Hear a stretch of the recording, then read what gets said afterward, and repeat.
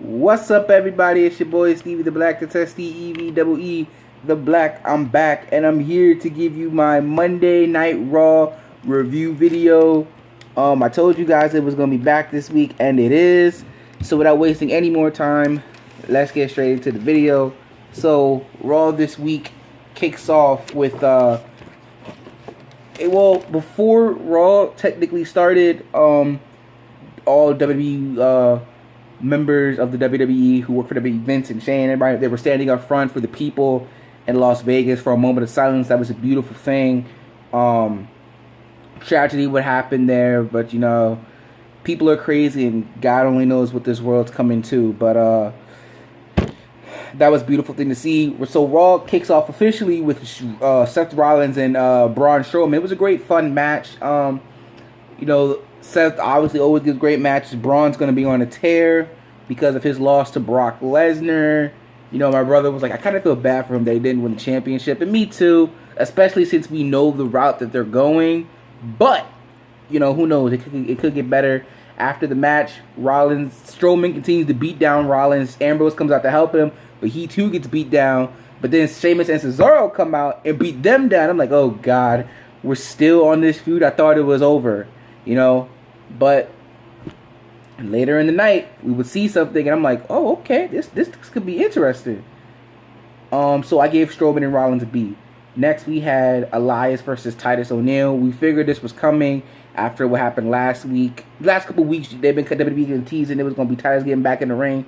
And, you know, it was pretty good for what it was. This feud isn't nothing special or anything like that, but it's good for what it was. So, C+, C+.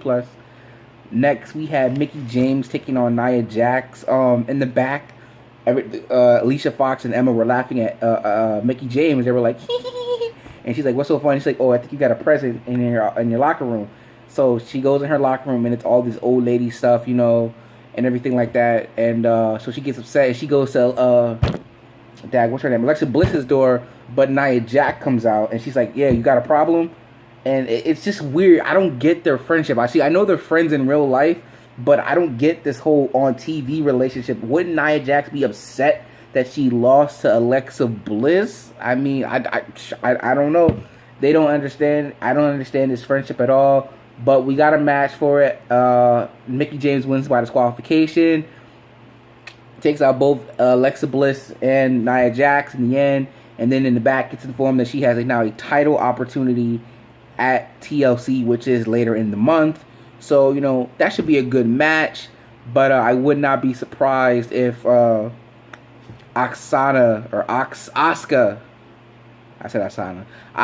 debuts right after the match. So, there you go.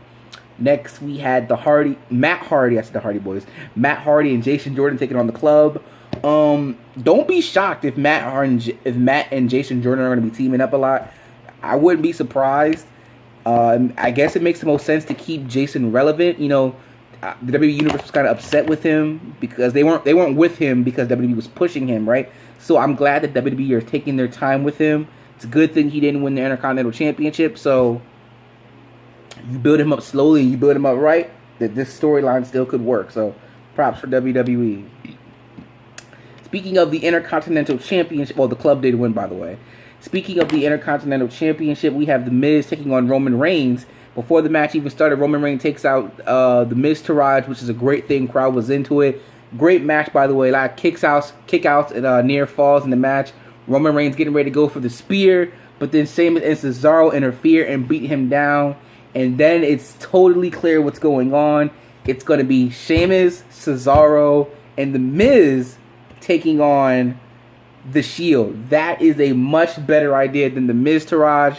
Miz and Roman going beef with each other. And obviously, Sheamus and Cesaro with their beef with Rollins and Ambrose. So this makes perfect sense. Now I'm eager to see the match at TLC between the reunited Shield.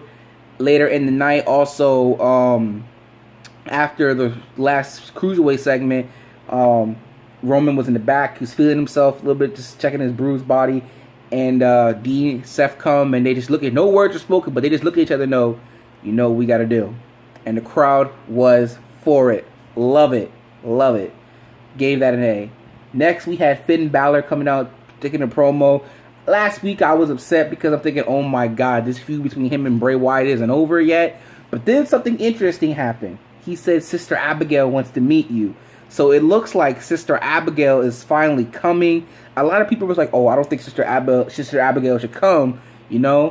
But if Sister Abigail is going to come, I definitely think it'll be interesting. They did a little screen kind of thing. Screen effect would look like him and Sister Abigail were becoming one. She kind of looked like the Enchantress from the Suicide Squad movie. You ever see that movie? Check it out. I recommend it. It's a good movie. I like it. But that's what he kind of looked like with the screen effect and everything. But Sister Abigail's coming, y'all. Finally, it's 2012. It's been 5 years. We're finally going to meet Sister Abigail. So this should definitely be interesting. Next, we have Bayley and Sasha Banks taking on Emma and Alicia Fox. Emma ends up leaving. The tag team match is good, but Emma eventually ends up leaving Alicia Fox, and all this is just build up toward when Sasha Banks finally turns on Bayley. So that's just a moment of time. We'll see where it goes from there. But yeah.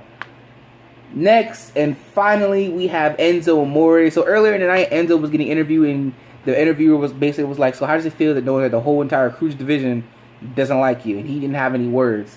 So then he comes out later, does his thing, berates the whole cruiserweights division, and now he has a new clause that not only if you touch Enzo Amore, which everybody did, they don't get a title opportunity, but now if you touch him now, they end up getting fired. So now none of the cruiserweights can touch him, but they all come out anyway and block him in the ring. And they're like, oh, what you gonna do? You can't touch me or you get fired. But then Kurt Angle's like, you know what, Enzo, you're absolutely right. None of them get a title opportunity, and if they all touch you now, they will get fired.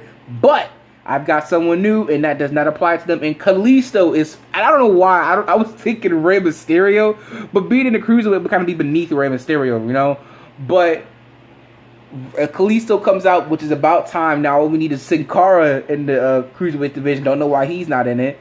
You get Kalisto in the cruiserweight division. I guess it's probably where he's been at to either gain some weight or lose some weight. I don't know.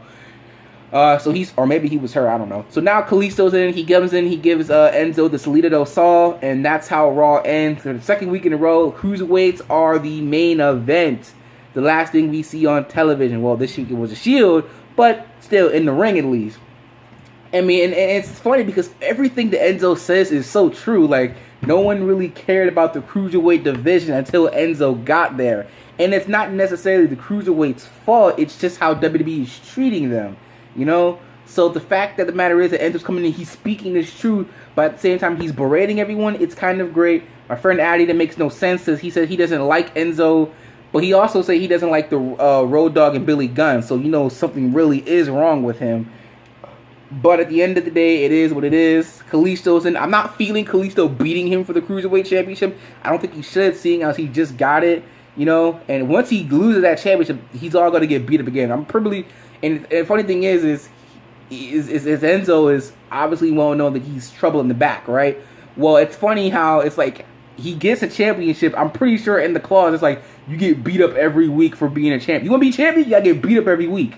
So I'd be like, that's worth it. I mean, if you get paid extra for being champion plus the merchandise sale, which I know he's in the top 10 in, ain't nobody in the cruiserweight is getting no merchandise sales like him. So that man getting paid. So, if I'm champion, all I gotta do is get beat up every week. Okay. Still, I don't remember a time when a champion was beat up this much. Addy said it was Brock Lesnar against John Cena at SummerSlam, but I'm like, that doesn't count. It's Brock Lesnar. What do you mean? Makes no sense. He makes no sense. I don't know why he watches WWE. I really don't. But that's pretty much Raw for this week. Pretty decent show. I would say I'm about to watch SmackDown tonight, but I'm gonna be at work. You all know how I feel about that place. But we'll see how I'll still end up getting the review. Hell in a Cell is this Sunday. So look forward to my pay-per-view predictions video. I said WWE is coming back this week, and here it is. Tomorrow, Eagles and Cardinals video. Ooh, I got a lot to say about this. So with that being said, that's pretty much about it. So until next time, and if you're not down with that, I've just got 2 words for you. Peace out, y'all.